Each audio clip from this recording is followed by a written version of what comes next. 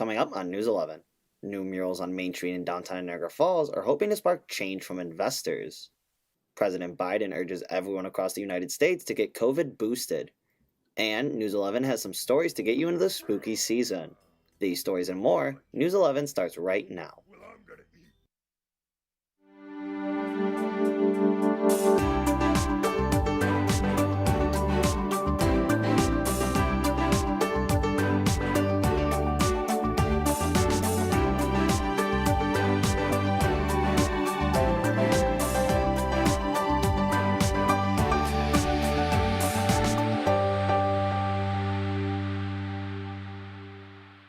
Good evening and welcome to News 11. I'm Topher Elkins. And I'm Julia Skiba. Well, Julia, how's it feel to be on the anchor desk for once instead of doing weather? It feels good. It's nice to switch it up or behind the desk instead of the green screen, so it's going to be fun. Well, we do have a lot of stories to cover, so we're going to jump right into it.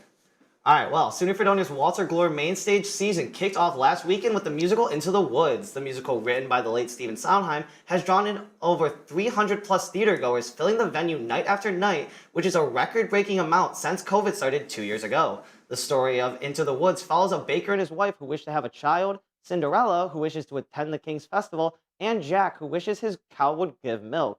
But is everyone's wish granted? You can only find out by attending the show this weekend. The show's last performance is Saturday, October 29th. People associate all of Western New York with its signature 716 area code. That may change in the near future. 624 is a new area code to memorize for Buffalo and its surrounding areas.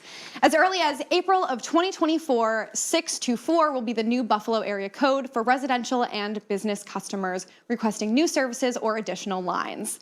This change will affect all proportions of Erie, Niagara, Allegheny, Cattaraugus, and Chautauqua counties. And if you're worried, no one who currently has a 716 area code will have to change unless they plan on changing their phone number. 4 teens have died and 1 is still in critical care after a deadly rollover crash occurred on the I-33 in Buffalo early Monday morning. Police say the vehicle was stolen and they believe excessive speed played a significant factor in the crash. Following Monday's deadly crash, police say the driver, a 16-year-old male who has been charged for the crash, was not the vehicle's owner. The stolen car was a Kia Sportage. Buffalo Police Commissioner Joseph Gramaglia says it's a problem that's being seen nationwide, adding, quote, we have began to see a sharp increase in a number of Kias locally that have been stolen, end quote. Gramaglia says police believe the stolen Kia involved in the crash may have been motivated by a social media challenge. Quote, I know Kias are widely publicized. The Kia Challenge, as it's called, they're very easy to, unfortunately, to steal, end quote. The viral challenge can be found on TikTok, showing how to steal Kias and Hyundais in a matter of seconds. The Roman Catholic Diocese of Buffalo has reached a landmark settlement with the state's Attorney General office.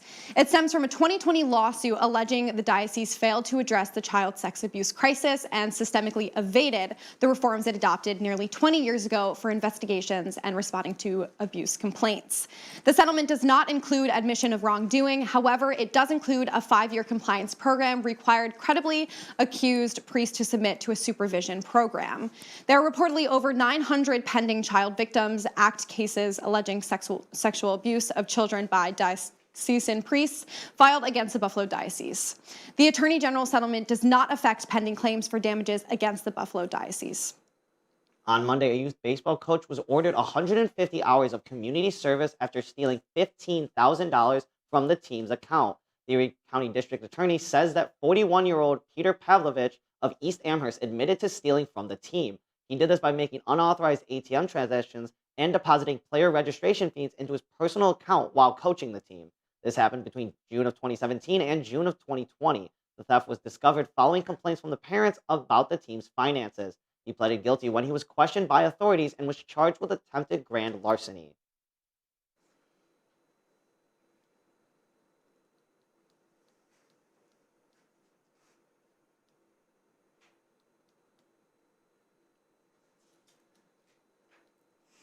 Moving on, the Explore and More Ralph Wilson Jr. Children's Museum has Oh, and we're going. Sorry about that. The museum is working with Mason's Mission and was funded by Give 716. The playground is designed for children of all abilities to enjoy with accessible equipment.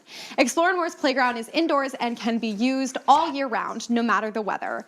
Explore More CEO Michelle Urbanskis says, quote, "We found in the winter we did not have a place for kids to come and play, and kids who especially needed exclusive playgrounds to play," end quote. The Children's Museum is located right next to the Canal Side Ice Rink. It's open every day of the week except Tuesdays. Main Street in downtown Niagara Falls has new pops of color as community murals are being painted on multiple buildings in the area. The murals are a spark of hope for investments coming back to the city and is completely volunteer-based. The project is meant to help abandoned buildings like the one on 2018 Main Street. One of the murals was completed in less than 72 hours and says, quote, "History lives here," which is a callback to the once busy downtown street. Ali Sponger, Director of Public Arts of Niagara Falls National Heritage, says, quote, "The buildings, the streets, the community here in Niagara Falls, this was a hustling, bustling business district with a lot of shopping and stores throughout many decades," end quote. The second mural underway on 1708 Main Street, which Sponger says will be named the Imagine the Possibilities, a message to bring more foot traffic to the area. Some of Disney's most beloved characters are getting back on the ice and making its return to the KeyBank Center in Buffalo. The performances will run for 4 days from January 26th until the 29th and will have 7 shows in total. This season of Disney on Ice will feature acts from Disney's Moana, Frozen, Coco, and Beauty and the Beast. On Saturday, there will be 3 performances, and Sunday, there will be 2 performances. Both Thursday and Friday only have night performances. There will also be a pre-show story time with Belle and Mickey Mouse. Pre-sales for all performances are available right now. And now, when we come back, we have a look at your national headlines, including a recall on popular brands of dry shampoo. We'll be right back. You think of the local lowdown? What do you think of? Well, when I think of the local lowdown, it's the live music that we have played in the studio. It's gotta be the laughs we shared. The memorable moments during the whole thing. Oh my God, so fun. The local lowdown for me is the people behind the scenes, the amazing team that we have making the show. Oh, it's gotta be exploring all sorts of genres and music I've never heard before. Oh, easy. Going out to shows and talking to artists and getting the latest news on what they have planned for the future. It's about these artists, man. Giving them a platform to showcase what they've worked so hard on and show their music to the community. It's all about supporting the local scene of music to keep it running for years to come. And of course, the band merch. You can't forget about the merch.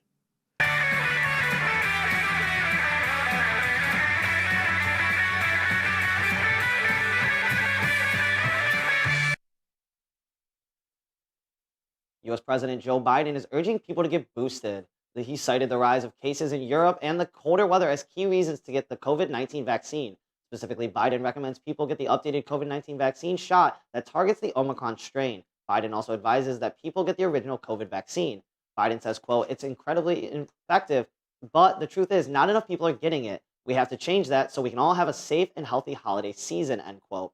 Over 20 million Americans have received the updated vaccine, which nearly 1 in 5 seniors getting the shot. However, this equates to about 6% of the U.S. population. To increase accessibility of the vaccine to Americans, Walgreens will partner with DoorDash and Uber in the coming weeks to, quote, "provide free delivery of prescriptions of Paxlovid and oral COVID-19 treatment." Additionally, the Biden administration will begin holding educational programs about the updated COVID-19 booster. Howard University in Washington, D.C. began a massive research effort called the Recover Initiative to try and understand the long-term effects of COVID-19. The goal of the Recover Initiative is to study 60,000 patients, a majority who were infected with the COVID-19 virus and about 10% who avoided it. Recover scientist and cardiologist Stuart Katz says, quote, "Our goals are to define long COVID and to understand what's your risk of getting it after COVID infection," end quote.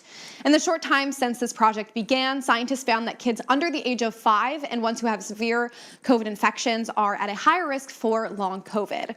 However, those statistics are continued to be reviewed. The project still has a long way to go as they have recruited just over half of the patient goal, but they are making progress as quickly as resources allow. On Monday, Scott Peterson was moved off of death row more than 2 years after the California Supreme Court overturned his death sentence for killing his pregnant wife 2 decades ago. Peterson, who is now 50 years old, was moved to Mule Creek State Prison just east of Sacramento, California last week. Jurors imposed the death penalty in 2002 after convicting Peterson of first and second degree murder of his late wife, Lacey Peterson, and their unborn son, Connor. The state's high court overturned that sentence in August of 2020 after finding that jurors were, quote, improperly dismissed, end quote, for saying they personally disagreed with the death penalty but would be willing to follow the law to impose it. The state judge is now considering if Peterson deserves a new trial after the justices agreed his jury may have been tainted by a biased juror. Dove, Nexus, Suave, TG, and Tresemme all have aerosol dry shampoos that are being recalled. The recall came after the discovery of a cancerous chemical found in them called benzene. Benzene is a human carcinogen, and you can be exposed by inhalation, orally, and through the skin as well. According to the recall, it is known to result in cancers such as leukemia and blood cancer. Consumers should stop using the affected products and visit unileverrecall.com for instructions on how to receive reimbursements for eligible products. A 5.1 magnitude earthquake struck the San Francisco Bay Area this past Tuesday. The quake happened at about 11:42 a.m. Pacific Standard Time, and it was immediately followed by a 3.1 magnitude aftershock. Seismologist Dr. Lucy Jones said the earthquake was the largest in the area since one struck the Alum Rock Arena in 2007. Fortunately, local gas and electric companies reported no damages. Trains were halted momentarily for inspection, but no damages were reported as well. Comedian and actor Leslie Jordan has died after a car crash Monday morning. The Los Angeles Times is reporting the 67-year-old was involved in a crash in Hollywood. It's not clear if he died in the crash or if he suffered a medical emergency beforehand. Jordan is best known for his work on the TV show Will and Grace and American Horror Story. He also brought much-needed humor during the height of the pandemic when his social media presence took off, garnering millions of followers on Instagram and TikTok after he asked viewers in a now viral video, "What are y'all doing?" Jordan's agent released a statement saying, "The world is definitely a much darker place today without the love and light of Leslie Jordan." Now, when we come back, News 11 has two new faces on this side of the camera to give us an update on sports and weather. We'll be right back.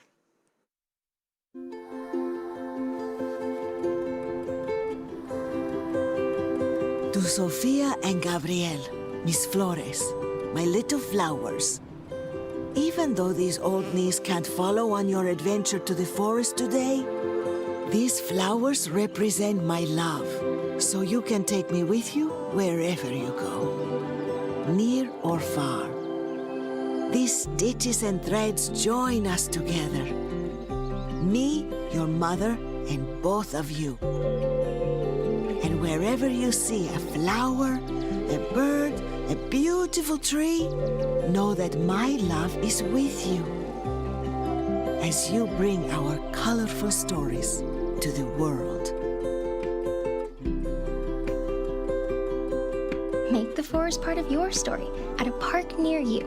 Find one at discovertheforest.org. There was an old woman who lived in a shoe. She had so many children, she didn't know what to do.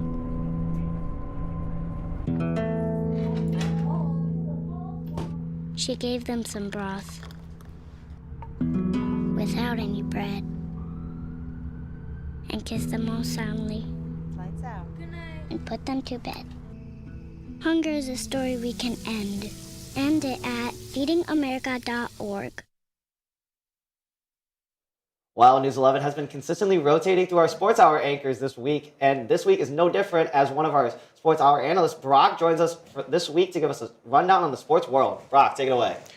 And for Fredonia Sports this week, this past Tuesday brought the men's soccer team a great final game of the season, winning 2-3 against my bad, I can't read. The Alfred Saxons at the University Stadium. Fredonia scored 2 in the first half and scored the third on a penalty kick on the second half. Caleb Stewart, Brian Taylor, and Jacob Nanor, I screwed up the name, I apologize, all contributed with goals. And Tanner Skutzman, I also screwed that up, my apologies, successfully in the net. The Blue Devils have 4 wins, 9 ties, and 3 losses record for the season. On the swimming front, congrats to Haley Keegan. Oh my God, I'm screwing it up. My apologies. For winning 3 events over the weekend at William Smith. Taken 100 freestyle, 50 freestyle, and 200 backstrokes. And for being the Blue Devil of the week. Buffalo Sabres have finished 3 games since the Thursday, beating the Egan Flames 6-3, and a game which gave Hagentuck the first NHL hat trick, blowing the Vancouver Canucks 5-1. However, on Tuesday, Seattle released the Kraken and beat the Sabres 5-1, and currently the Montreal Canadiens. They're playing tonight, and we'll update you the results next week. Finally, the Bills hope to keep the hot streak and go on to play the primetime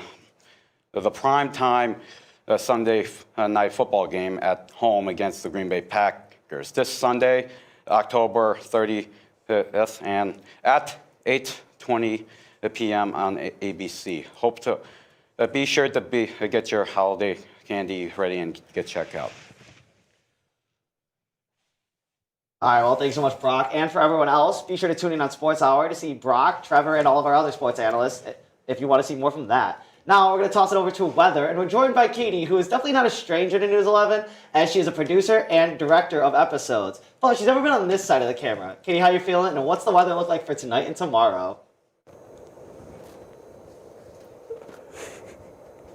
Okay, well, it feels pretty weird on this side of the camera, but tonight we're going to see some cooler temperatures for the first time in a few days. It'll definitely feel like the start of Halloween weekend as temperatures drop down to a low of 33 degrees tonight. However, we will be seeing clear skies all night with only a few clouds throughout the night. Winds shouldn't be very present tonight either, with only gusts at 10 miles per hour. Moving on to Friday and the start of your weekend, definitely a great day to get outside and do some last-minute fall activities. Temperatures climb up to 57 degrees and should stay that way all day. The sun will be out and we'll be seeing blue skies all day too. Friday night might be a little bit colder with those temps dropping into the mid to high 30s again. But as long as those costumes have some layers on them, you should be all good for the start of your Halloween weekend. Back to you guys. All right, awesome. Thank you so much, Katie. And we'll be seeing you one more time tonight in just a little bit. Now, when we come back, we have some fun Halloween-themed stories to get you in the spirit this weekend. We'll be right back.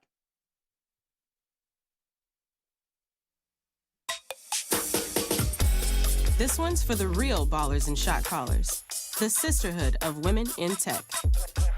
They're discovering cures, building apps, and programming the blockchain. They're CEOs, worldwide hustlers who can make it rain. They're tearing down the old boys club and seeing big gains. Because when women in tech come together, you know they make that change.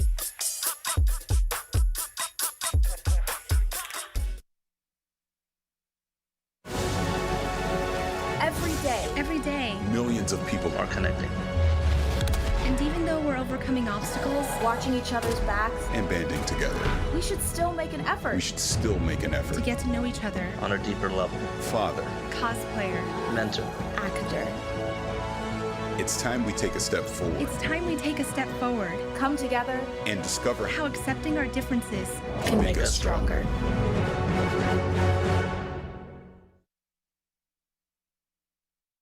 How prepared is your family if a hurricane shows up at your doorstep, or a flood, or a blizzard? You can't just turn away a natural disaster. That's why it's important to go to ready.gov/plan now. It has the tools and tips you need to make an emergency plan with your family. So if disaster comes knocking, let's go. You'll be ready to help keep your family safe. It's just a pizza. Yes! Make a plan today.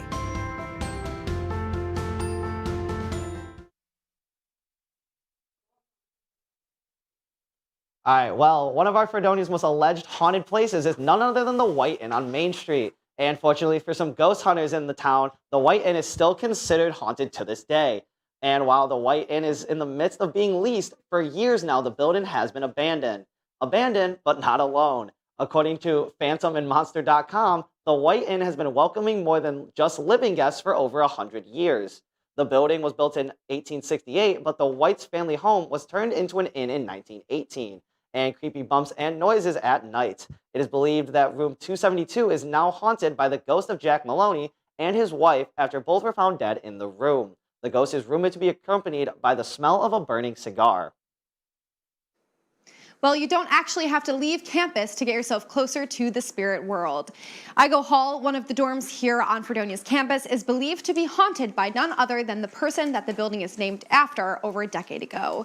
Jimmy Igo is a former student at Fredonia who died during a fishing trip on Lake Erie.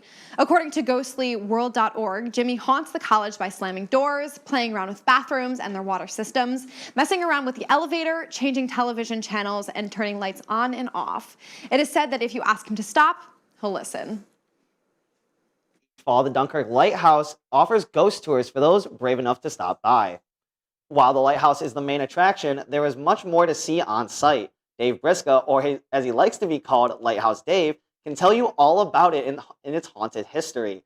He leads the tours on the grounds, quote, "The original house and tower were built in 1826, but by 1875, the tower was in disrepair and needed to be rebuilt," he added. After being torn down and put back up, this time with a Victorian home attached, the 61-foot tower still stands today, fully operational. In the Lightkeeper's house, you'll find all kinds of period pieces and sightings to go along with them. And, quote, "You'll hear music playing, people talking, doors open and close," end quote. Briska shared the story behind the spirits he believes are still living there. It dates back to the 1800s, adding, quote, "The lighthouse keeper and Charlie went out to rescue the 3 children in Lake Erie," he said. Charlie and the 2 children drowned, and since that time, they've spent all their time here at the house, end quote.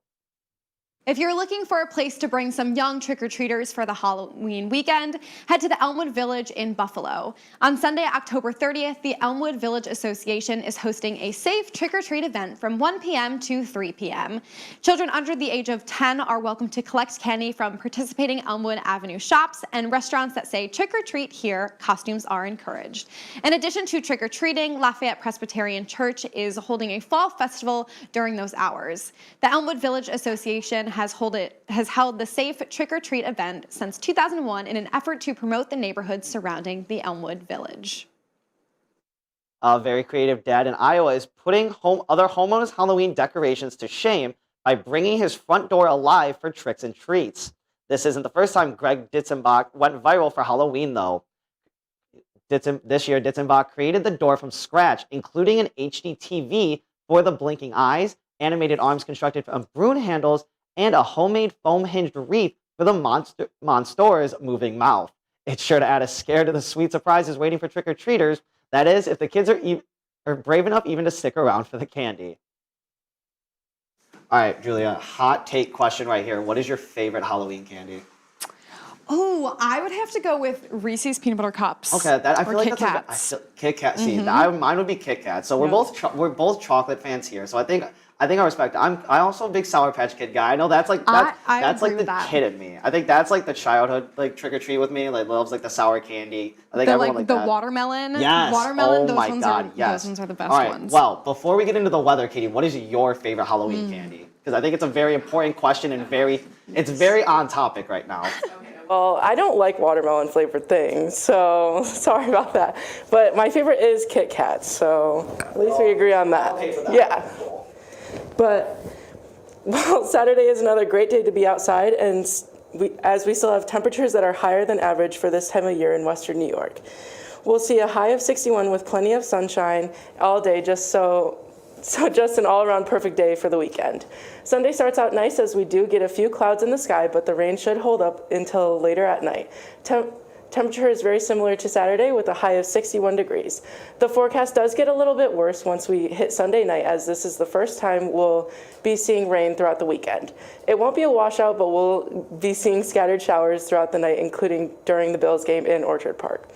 And for actual Halloween day itself, it'll be a pretty dull day weather-wise, as we should be seeing scattered rain all day into the night. Temperatures will be comfortable around 61 degrees, so just be sure to grab an umbrella for any trick-or-treating.